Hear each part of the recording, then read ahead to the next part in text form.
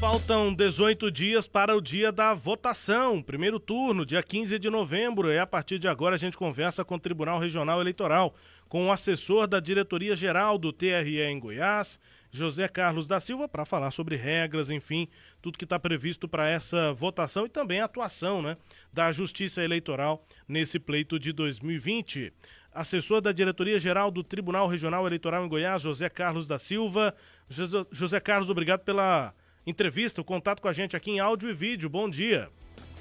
Bom dia, muito obrigado pela oportunidade. A gente está à sua disposição.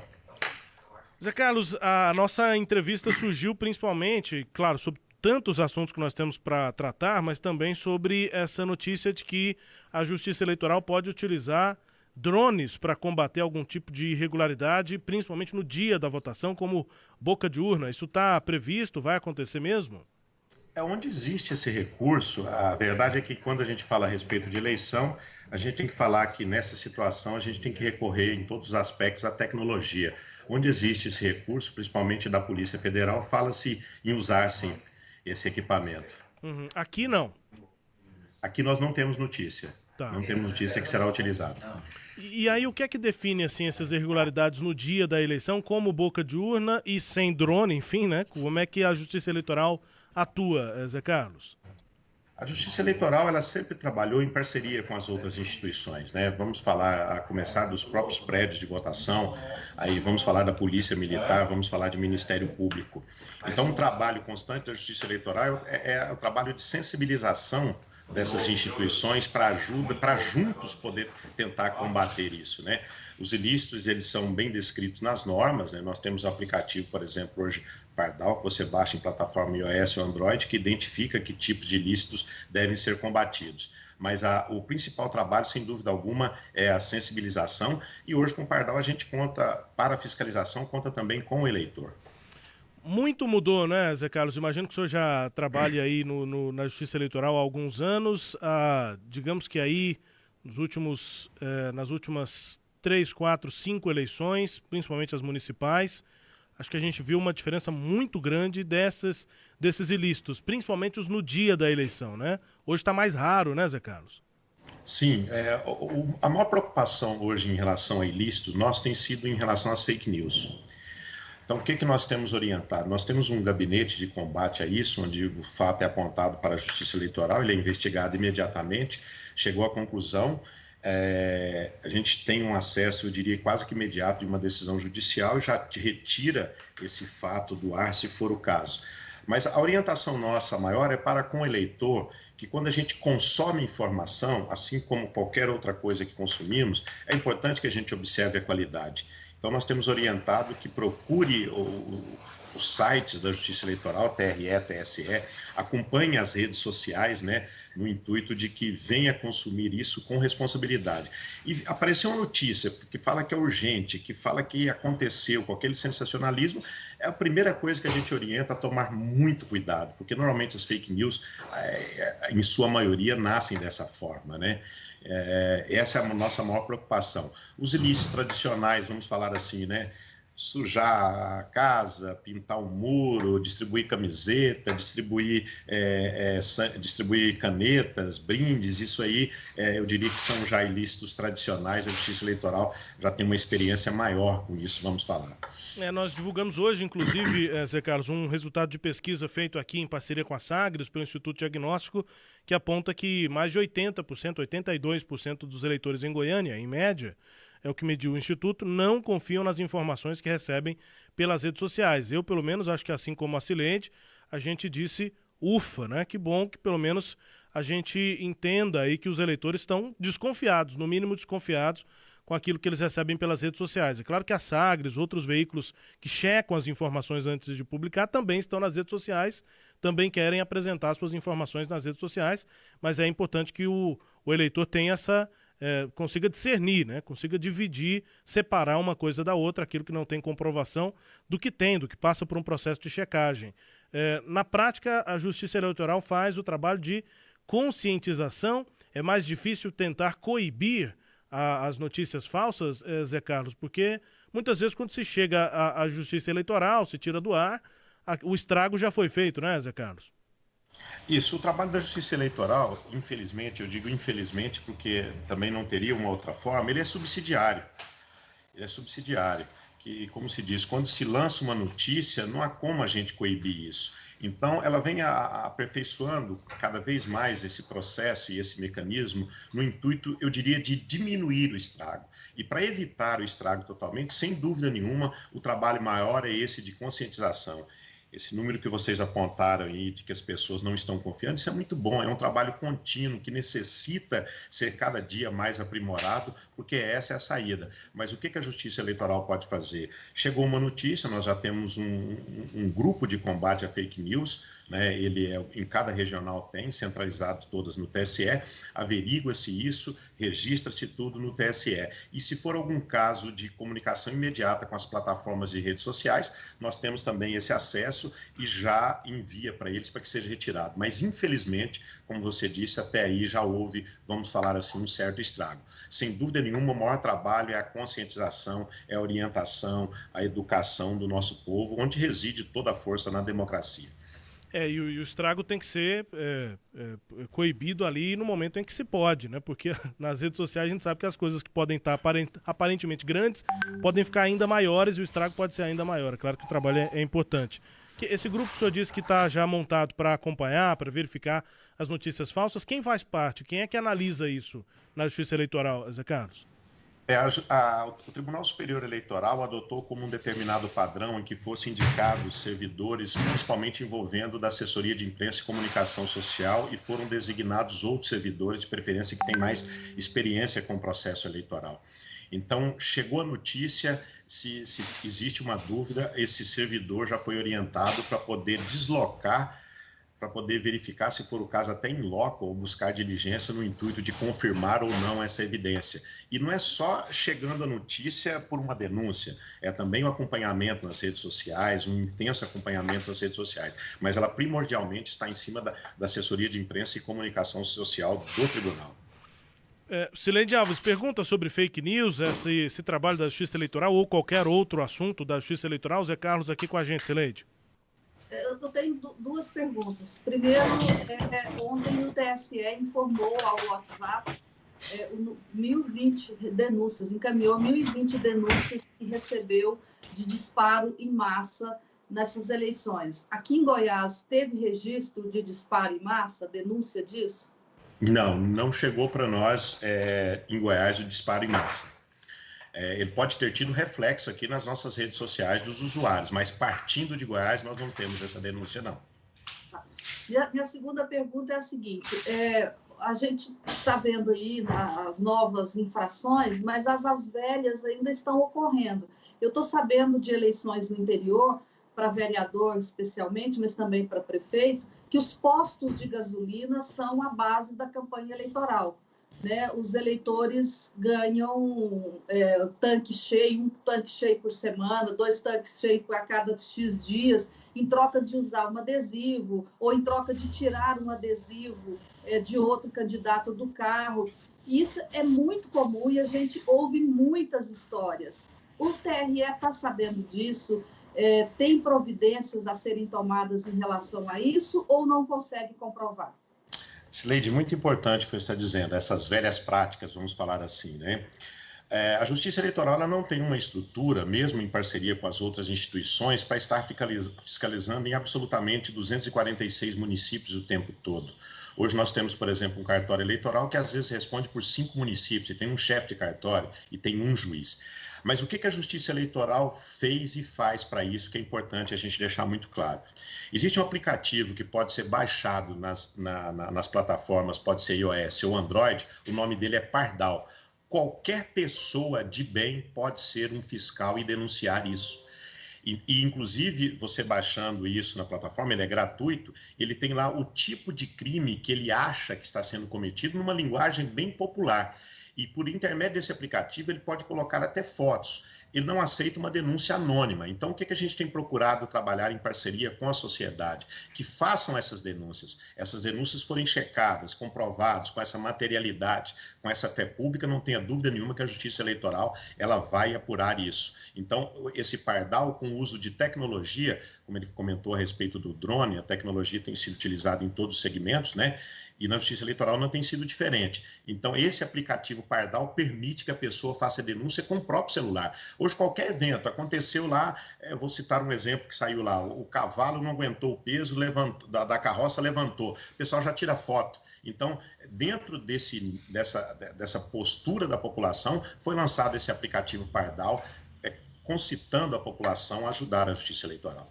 Mas aí ao denunciante cabe o ônus da prova? Não, sob hipótese nenhuma. O titular dessa ação, no caso é ação penal, é o Ministério Público, né? Isso está previsto dentro do Código Penal. A gente pede apenas a identificação para que não hajam denúncias irresponsáveis, vamos falar assim. Inclusive, a gente sempre orienta, né? Porque não basta só fazer uma denúncia, tem que fazer uma denúncia com responsabilidade. Mas não é o caso dele, não, o ônus da prova, não. O Ministério Público, que é o titular dessa ação penal, e ele vai oferecer a denúncia e ele assume essa postura aí de polo ativo da ação. Ô, Zé Carlos, mas o Pardal está com problemas. Me parece que falta a Justiça Eleitoral observar os retornos que estão tendo, inclusive na própria loja de aplicativos aqui. Quando você entra na Google Play, né, para quem tem celular Android, que é o tipo mais comum de celular, né, são os Androids, você entra na Google Play, a nota do Pardal é 2,3, a nota pode ir até 5.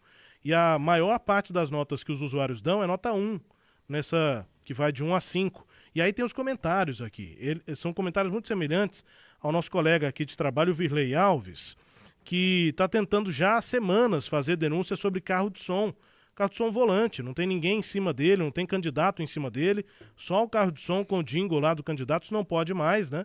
Está proibido e ele faz foto, faz vídeo, o candidato, claro, se identifica, dá para identificar quem é o candidato.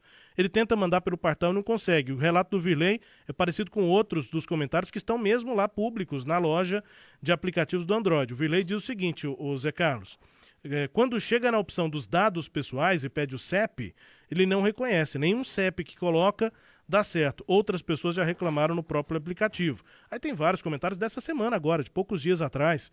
Quem baixou o aplicativo não consegue utilizar. Quando clica no sinalzinho de mais para cadastrar a denúncia, fica com uma marca d'água e nada, não faz a denúncia. Tem um outro usuário aqui, outro eleitor que diz aqui, simplesmente não consegue fazer a denúncia, tenta preencher o campo também dos dados lá. No caso dele é o campo do bairro. Tenta preencher, mas não consegue, não registra isso, e aí acaba que a denúncia também não é registrada. Então está com uma avaliação muito negativa nesse momento o Pardal. E eu me lembro que ele já funcionou bem nas eleições anteriores. Pode ser alguma atualização, algum problema, mas está com problema. O pessoal não consegue registrar as denúncias, Zé Carlos.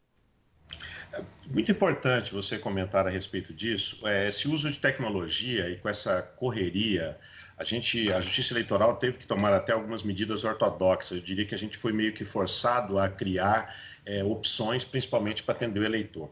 Mas vamos para a opção em que esses casos ocorram. Nós temos atendimento hoje nos cartórios eleitorais que tutelam, os juízes eleitorais que tutelam as eleições municipais, que ele pode fazer o mesmo procedimento via WhatsApp.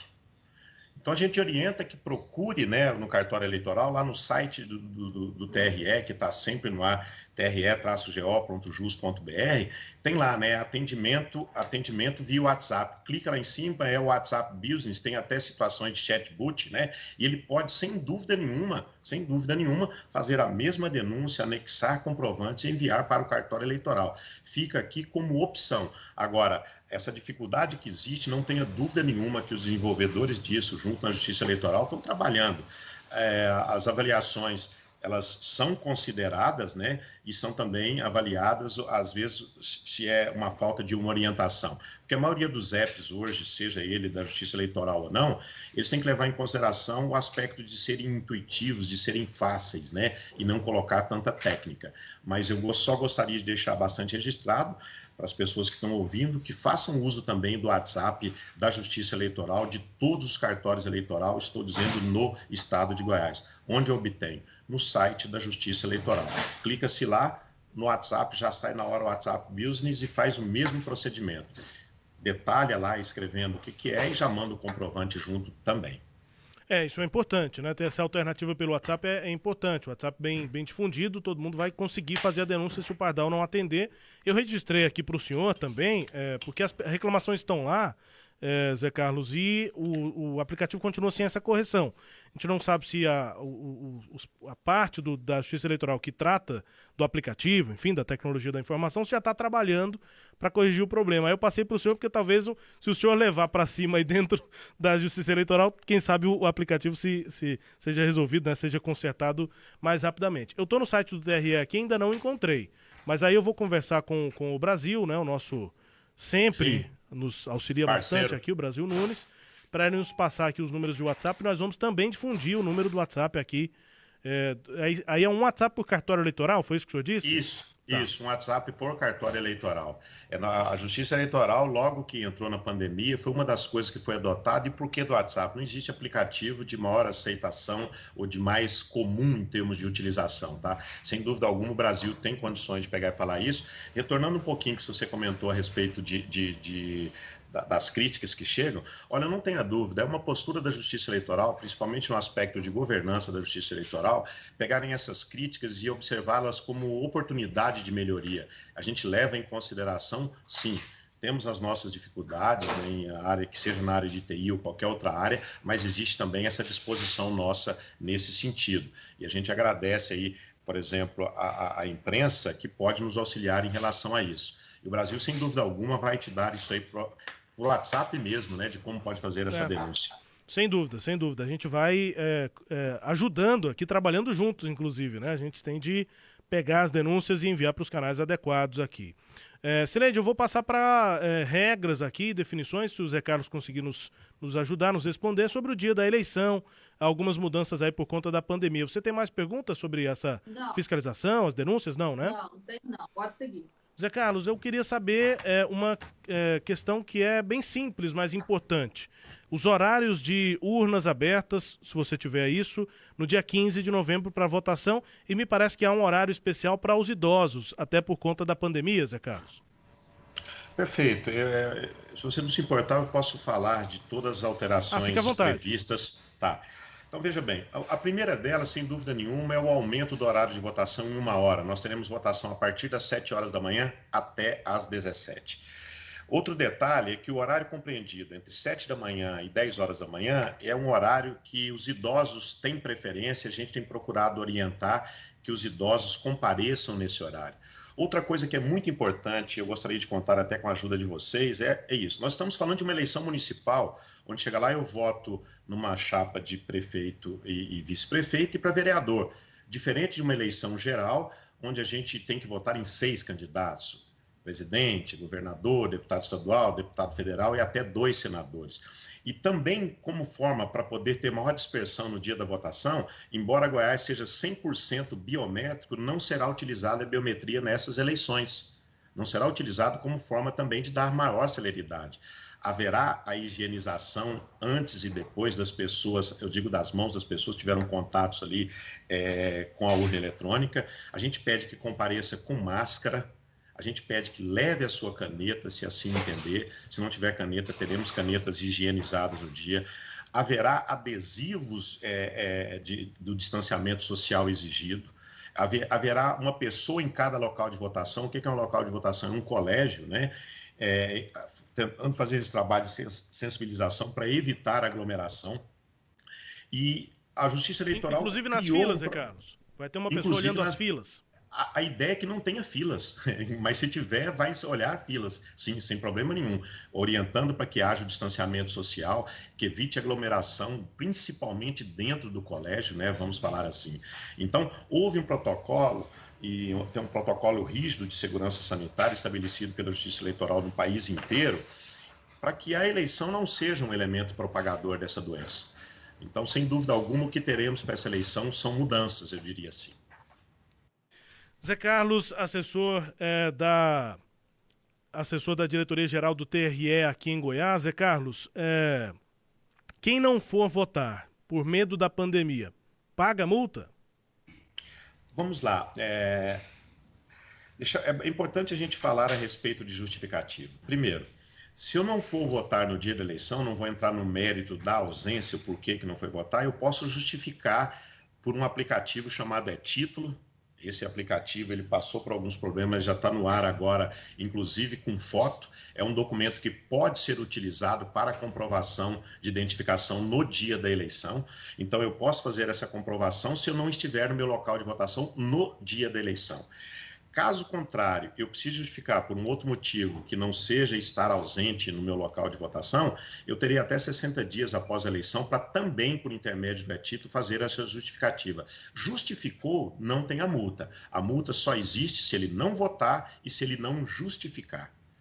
Ok, então é isso. Se alguém tá. A gente fez uma pesquisa aqui também sobre isso, viu, Zé Carlos? Ainda no início de outubro, uma outra rodada da pesquisa diagnóstico, nós perguntamos se o eleitor vai votar. Acho que nessa rodada a gente também perguntou isso, deu mais de 84% das pessoas dizendo que vão votar. Mas se alguém, enfim, não quiser votar por medo da pandemia, pela questão do coronavírus, justificando pelo próprio aplicativo E-Título, não tem de pagar a multa. A multa hoje é 3 e pouco, né, Zé Carlos? Isso, R$ 3,50. R$ 3,50. Última pergunta, Zé Carlos. Valparaíso de Goiás está passando por esse teste do tal voto online.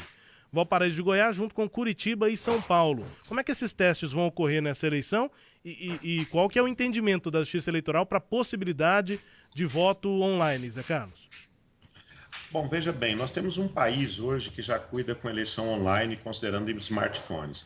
Essas empresas que vão se apresentar nesses locais, como você disse, o Valparaíso de Goiás é uma, ela está respondendo a um edital de chamamento, né, para que se apresente soluções em termos de votação. Então já tem um local pré-definido, que é um colégio militar em Valparaíso, e lá será utilizado, não, quero deixar uma coisa muito clara, não de forma válida, mas apenas a título de laboratório, né, com os dados que serão fornecidos para essas empresas, para que eles apresentem essa solução. E sem dúvida nenhuma, o principal objetivo, não tenha dúvida, seria a segurança, né, para poder votar. Isso é a Justiça Eleitoral já trabalhando com a ideia da modernização e quem sabe no futuro todo mundo possa votar aí pelos seus smartphones de dentro da sua casa. Pois é, mas aí há o entendimento já claro da Justiça Eleitoral de que será seguro em algum momento votar de forma online. Veja bem, é o que eu disse para você, as empresas que estão participando, elas estão respondendo a um edital de chamamento. O critério maior a ser apresentado é o de segurança. Entendi. Então é uma fase laboratorial, o critério maior. Existem outros critérios. Nós temos países, notícias de países, em que o próprio governo chega até a dar um smartphone para a pessoa como forma de agilizar e dar qualidade do atendimento. Mas não estou dizendo que é o caso. Mas a Justiça Eleitoral, isso aí é bem embrionário, isso é bem incipiente, ela está iniciando nesse sentido. E o maior foco, nesse primeiro momento, é segurança. Tá?